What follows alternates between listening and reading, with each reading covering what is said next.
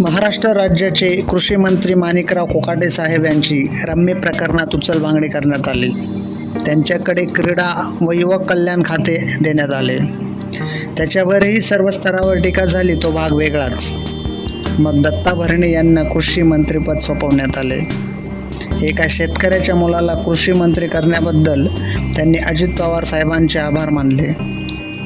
मग हा शेतकरी पुत्र महाराष्ट्रातील शेतकऱ्यांच्या आशेला खरा उतरेल का? शेतकऱ्यांचे प्रलंबित प्रश्न सोडवेल का? शेतकरी कर्जमाफीचा प्रलंबित प्रश्न पुढे नेईल का? महाराष्ट्रात शेतकऱ्यांच्या आत्महत्या थांबतील का? 1 जुलै 2025 रोजी राज्य विधानसभेत मांडलेल्या आकडेवारीनुसार दर 3 तासांनी एक शेतकरी आत्महत्या करतो. दर 3 तासांनी एक आई आपला मुलगा गमावते. एक बायको आपला जीवनसाथी आणि एक लेकरू आपल्या बापाच्या प्रेमाला पोरका होतो. मग शेतकरी आत्महत्या का करतो? कारण त्याच्यावर असलेला कर्जाचा डोंगर, अवकाळी पाऊस, असे कित्येक प्रश्न.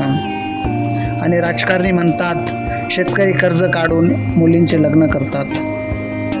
शेतकऱ्यांना तुमच्या कर्जमाफीची भीक नको साहेब, आणि नको आहेत तुमच्या कुठल्याही योजनेचे पैसे. त्यांना पाहिजे साथ फक्त निसर्गाची आणि त्यांच्या मालाला योग्य मोबदला. मग तोच शेतकरी सर्वांची कर्ज फेडण्याची ताकद ठेवतो.